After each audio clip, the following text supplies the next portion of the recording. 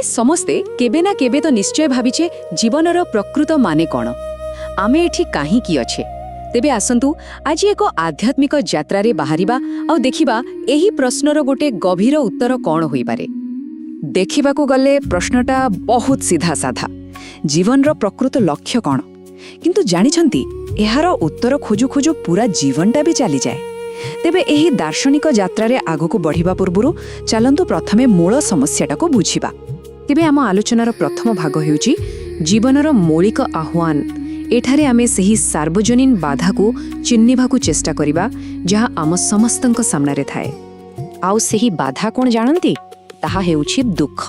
हाँ, एही आध्यात्मिक दृष्टिकोण कुहे जे आम जीवनर सबुठु बड़ चैलेंज हेउची दुख। आउ एमती केही नाहांती जिए निज जीवन रे केबे ना केबे एहार सामना करि नाहांती। एटा एक यूनिवर्सल सत्य।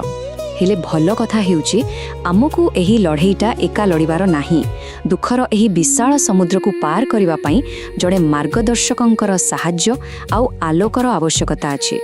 तेबे आमे आसी पहुंची गले आमर द्वितीय भागरे, मार्गदर्शक आलोक। प्रश्न हेउची एही अंधार भितरु आमको बाटो देखाइबो किए। सेही मार्गदर्शकों को ही कुहा जाए गुरु। गुरु किए? गुरु हेउछंती सेही आलोक जे केवल एही जीवन रे नुहे, एहा परे मध्य आमको रास्ता देखांती, ठीक गोटे लाइट हाउस परी। किंतु मनरे प्रश्न आसीपारे एमिति गोटे सपोर्ट बा आधारर आवश्यकता कौन। देखंतु प्रत्येक मनीषको जीवन रे ठिया हेबा पई, आगको बढ़िबा पई गोटे मजबूत भित्तिभूमि दरकार। एइटाको बुझिबा पई गोटे बहुत सुंदर उदाहरण अछि। भाबी देखंतु गोटे गच्छ कौन माटी को खाए ना, किंतु सेही माटीर सपोर्ट न मिलिले से केबे भी बढ़ी पारिबनी, ठिया होई पारिबनी। आम जीवन भी ठीक सेमिति एक आध्यात्मिक आधार बिना संपूर्ण होई पारिब नाही। आउ गोटे उदाहरण नियंतु जहा आहुरी गभीर।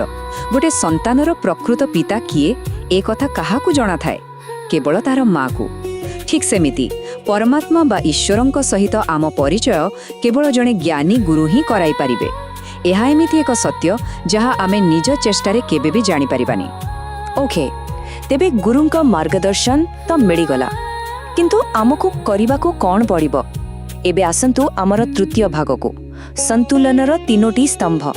एहा ही सेही आध्यात्मिक उन्नतिर पद्धति। आउ मने रखिबाकू हेबो एही जे बैलेंस बा संतुलन कथा कुहा जाउछि ताहार एकमात्र उद्देश्य हेउछि सेही परम सत्यंकु अनुभव करिबा, तांक सहित एकाकार हेबा। संख्या 3 एही संख्याटी एठी बहुत गुरुत्वपूर्ण, काहेकिना एही दर्शन कहे जे आमको जीवनर तीनोटी मुख्य जिनिसको संतुलित करिबाकू पड़िबो। तेबे सेगुड़िक कौन कौन चलंतु देखिबा। हाँ, तेबे सेही तीनोटी स्तंभ हेला प्रथमे स्वास्थ्य, कारण सीधा कथा शरीर सुस्थ नथिले कोनोसी यात्रा संभव नुहे। द्वितीय रे संपत्ति, जहाकी जीवन बंचिबा पई आवश्यक। और तृतीय जहाकी सबुठ गुरुत्वपूर्ण, सेही दिव्य संपर्क, अर्थात ईश्वरंक सहित सेही संबंध जहा आमको ऊर्ध्वगामी कराइब। आउ एबे आमे आसीगले आम यात्रार सबुठु गुरुत्वपूर्ण पर्याय रे, आमर चतुर्थ एवं अंतिम भाग, अंतिम अनुभव। एइटा ही आम यात्रार शेष स्टेशन। तेबे सबुठु बड़ प्रश्न, जेतेबेले जणे ईश्वरंको अनुभव करे बा देखे सेतेबेले प्रकृतरे हुए कौन, से एक्सपीरियंसटा केमिति होइथिबो। एहार उत्तर जेतिकी सरल सेतिकी गभीर। सेतेबेले एक उन्नत एक महान अनुभव हुए। एइटा आम दुनियार सुख दुख भली अनुभव नुहे, बरं एक संपूर्ण अलगा एक दिव्य अनुभूति। आउ सेही चरम अनुभव को वर्णना करिबा पई व्यवहार करा जाइछि मात्र 3टी संस्कृत शब्द। एहा ही पूरा आध्यात्मिक यात्रार सारांश। एहार अर्थ हेउछि मु ही तुमे। भाबी देखंतु एहा सेही अवस्था जेउठी मु आउ तुमे माने भक्त आउ भगवान भितरे कोनोसी पार्थक्य रहे ना, सबु दूरता मिली जाए। दुईटा नुहे, केवल गोटिए सत्तार अनुभव हुए। आउ एठी कोन हुए जानते, आमर जो अस्थायी अनुभव थिला ताहा एक स्थायी अनुभूति रे बदली जाए। माने यहाँ किछि समय पई आसुथिबा एक भावना हुई रहे ना, बरं जीवनर स्थायी सत्य पलटि जाए।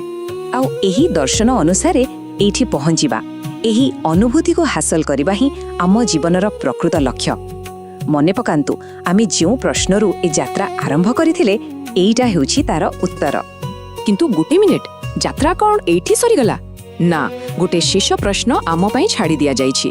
ଏହି ପରମ ଅନୁଭୂତିକୁ ପାଇସାରିବା ପରେ ଜଣେ ସାଧାରଣ ଜୀବନ କେମିତି ବଞ୍ଚେ, ତାର ଦୈନନ୍ଦିନ କାମ, ତାର ସମ୍ପର୍କ ସବୁକିଛି କେମିତି ବଦଳିଯାଏ। ଏହି ଚିନ୍ତା ସହିତ ଆସନ୍ତୁ ଆଜିର ଏହି ଆଲୋଚନାକୁ ଏଇଠି ଶେଷ କରିବା।